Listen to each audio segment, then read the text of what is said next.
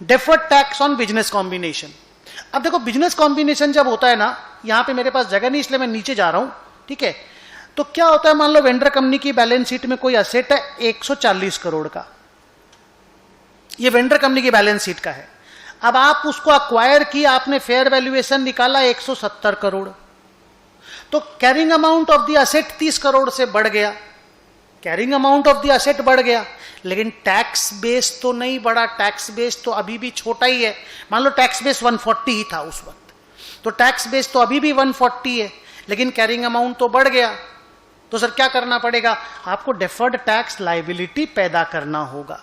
तो जब भी कोई भी असेट लायबिलिटी का फेयर वैल्यू चेंज होता है तो अकॉर्डिंगली डेफर्ड टैक्स असेट या डेफर्ड टैक्स लायबिलिटी को रिकॉर्ड करना पड़ता है, और वो भी नेटो जो असेट लायबिलिटी होता है ना, उसमें ये लायबिलिटी है तो लायबिलिटी का पार्ट बन जाएगा, if it is DTL, and if it is DTA तो असेट का पार्ट बन जाएगा, माने नेटो के अंदर ही आएगा।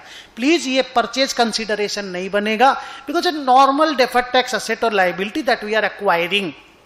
सर एक्वायरिंग तो नहीं बोलना चाहिए, तो ये बोल दो, as we are acquiring the assets and liabilities of the vendor company and they are acquired at different valuation than the carrying amounts, tax base is not changing, carrying amounts are changing, so deferred tax liabilities or assets are arising and we are recording that, that's it।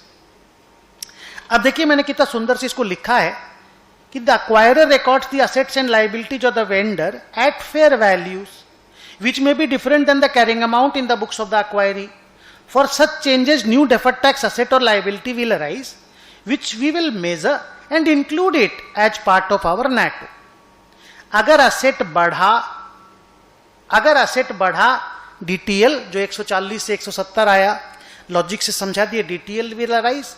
अगर asset गिरा तो DTA will arise. Accordingly liability के case में उल्टा होगा, asset बढ़ेगा या liability गिरेगा, असेट बढ़ेगा या लायबिलिटी गिरेगा तो डीटीएल पैदा होगा, असेट गिरेगा या लायबिलिटी बढ़ेगा तो deferred tax asset will arise. आपको ये एक चीज समझा देने से बाकी चारों ऑटोमेटिक हो जाता है।